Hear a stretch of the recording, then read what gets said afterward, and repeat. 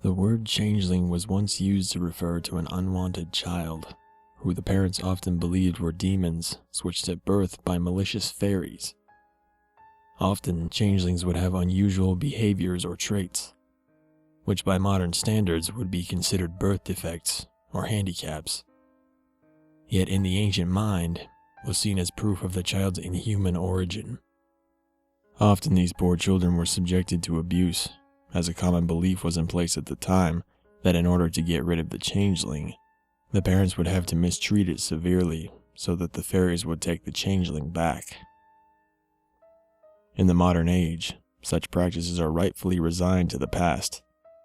Yet there was a disturbing case not long ago of an infamous child abuse case that would not have been out of place in the dark superstitions of the Middle Ages. Yet it was not in a remote village, but instead in the heart of one of Scotland's most famous cities, that of Edinburgh.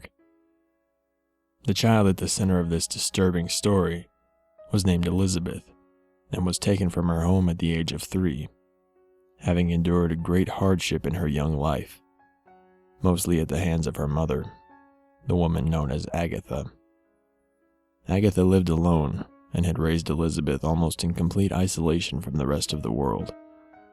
Having been obsessed with collecting figurines of fairies, Agatha's home was a shrine to these figures.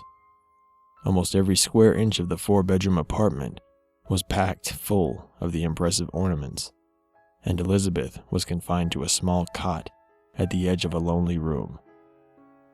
Agatha conversed daily with the figurines, as if they were alive. Every time Elizabeth would cry, Agatha would ask the figurines to take her away, yet grew increasingly angry as her pleas seemed to fall on deaf ears. Deciding to spark the fairies into action, Agatha took to starving young Elizabeth. When this failed to cause a response, Agatha began to beat her daughter, continually asking the figurines to take her away. Remarkably, little Elizabeth survived 3 years of this torture, Agatha's cruelty only growing worse over time as she began to treat Elizabeth like an animal and boarded up most of the windows in the house so as to leave her in darkness for days on end. One night, a frantic call came to the police as a neighbor reported a terrible noise from Agatha's home. When police arrived, they had to resort to breaking the door down, as Agatha refused to answer. Once inside, the police found Agatha standing over a terrified Elizabeth, having tied the child to a table and preparing to strike her with one of the fairy statues, having gathered many others in a disturbing circle around the table. Agatha was quickly apprehended and Elizabeth was saved.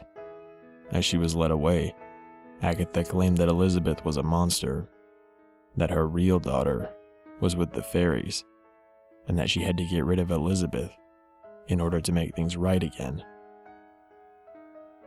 Following further investigation into Agatha's past, authorities discovered that she had been a mother before, but tragically lost her baby, which sparked her obsession with collecting fairy figurines.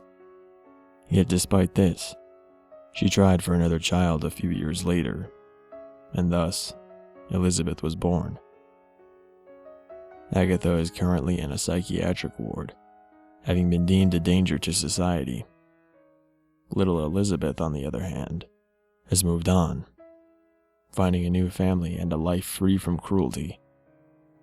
Though only time can tell what the events of those 3 years have done to her.